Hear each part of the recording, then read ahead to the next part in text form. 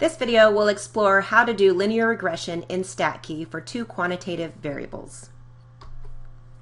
Can you estimate the temperature on a summer evening just by listening to crickets chirp?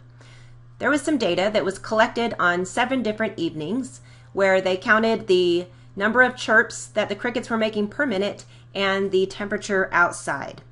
Now, the very first thing that we always want to do with our data is graph it. And the appropriate graph to look at the relationship between two quantitative variables is called a scatter plot. So here is a scatter plot of chirps versus temperature. Chirps is our explanatory variable and is on the x-axis, and temperature is the response variable and is on the y-axis. We want to be able to use the number of chirps to predict the temperature outside. There's 3 things that we look for on a scatter plot: form, direction, and strength. Form is the overall pattern.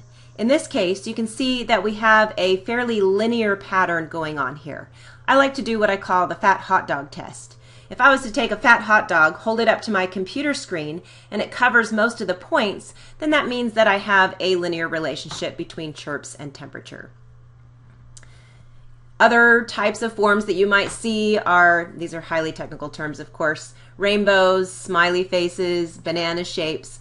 All of those would be nonlinear type patterns that we might see in a scatter plot. The next thing that we look for is direction, and this especially applies if we're talking about a linear relationship. If we have a positive direction, then that means that as x increases, y also increases. If it's a negative direction, then as x increases, y decreases. So for our chirps and temperature, you can see that we have a positive relationship. As the number of chirps goes up, the temperature outside also increases. The third thing that we look for is strength. How closely do the points fit the form? In this case, we said we had a linear form, and you can see that those points would come really close to a straight line. So we have a fairly strong relationship between chirps and temperature. Inside of StatKey, we can gather information about the correlation and the slope and the intercept for the line. So let's head over to StatKey and I'll show you how to find everything in there. To do regression, scatter plots, and correlation in StatKey, then you come to the StatKey home screen and choose 2 quantitative variables. For this data example, we're looking at the cricket chirps versus temperature. That's a preloaded data set already in StatKey, so I can use the drop-down box to choose the cricket chirps data set. And when I do that, you can see that it automatically gives me the scatter plot for chirps versus temperature. Over on the side here to the right, we get all kinds of helpful information. It's going to give me the mean and standard deviation for chirps and temperature separately, the sample size, so the number of points that I have. It tells me the correlation is 0.991, which is very close to +1, indicating a strong positive relationship between chirps and the temperature outside. And then it gives me the slope and intercept for my regression line. All right, so we saw in StatKey how to find the correlation of 0.991. We can also find the slope and the intercept for the line. The slope was 0.231 and the intercept was 37.679. So if we put that together to create our regression model, then we have predicted temperature equals 37.7 plus 0.23 times the number of chirps. Breaking this down, if we think about slope, what does slope mean in the context of this problem? Well, slope is a rate of change. So it tells us for every 1 unit change in x, we expect y to change by the value of the slope. Specifically for this problem, we would say that for every 1 chirp increase, we would expect the temperature outside to go up by 0.23 degrees.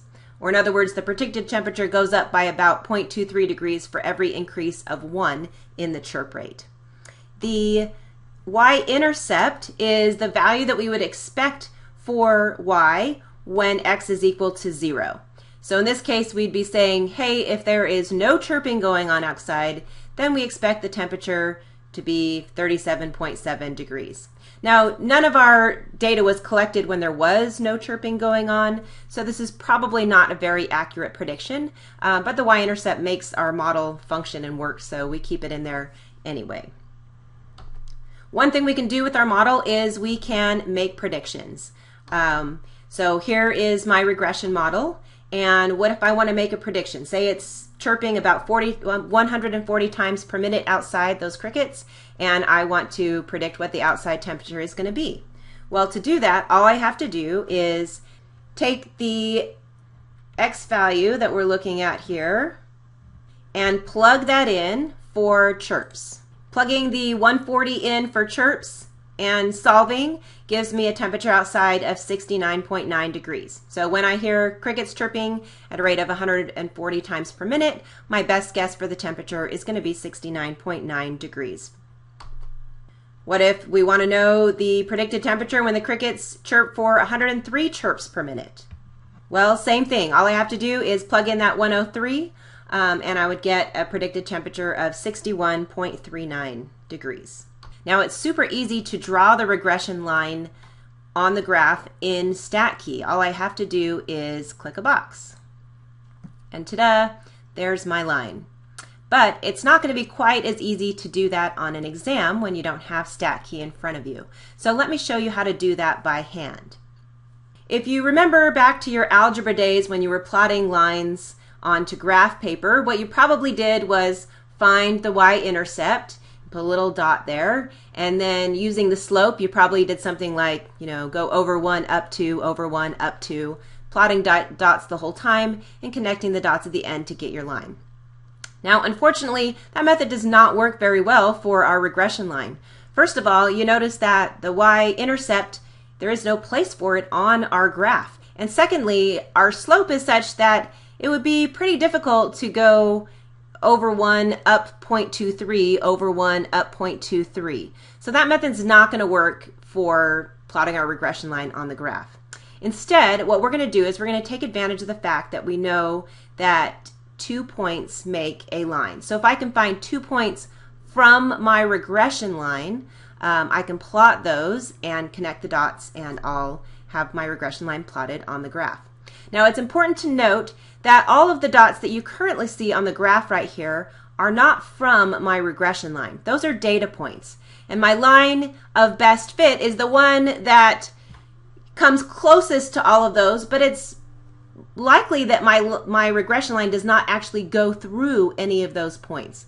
So you don't want to pick a couple of these observations and draw a line through them, or you're going to get the wrong line. Instead, what we do is I look at the x-axis down here, and I want to pick 2 values for x. And I like to choose ones that are kind of far apart from each other, just to make it easier when I'm plotting. I like to make a little table, kind of an x, y hat table, for my 2 points. So the 2 x values that I chose to look at were 100 and 180.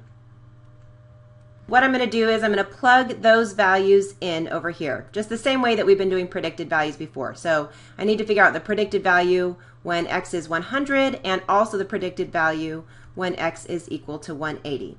So I take 37.7 plus 0.23 times 100, and if I get out my calculator here, 37.7 plus 0.23 times 100 gives me 60.7 as my predicted temperature. So I'll add that to my table over here. Then I'm going to also find the predicted value when x is equal to 180. So that's going to be 37.7 plus 0.23 times 180, and I get 79.1.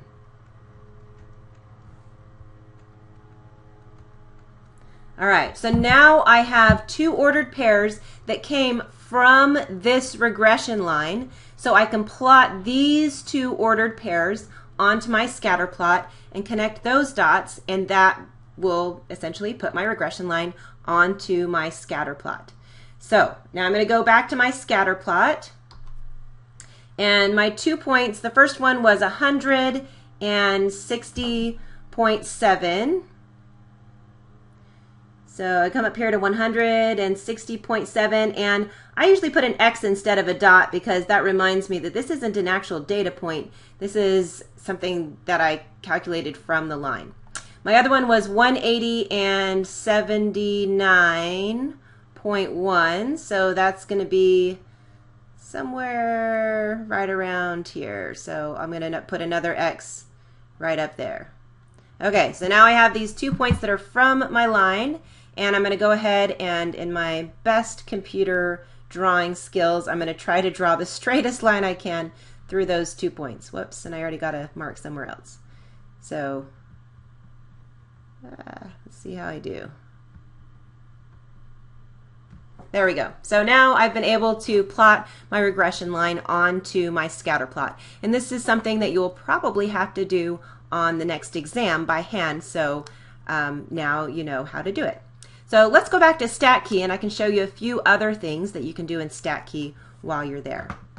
So first of all, if you roll over the points, it will give you the value of each of these points.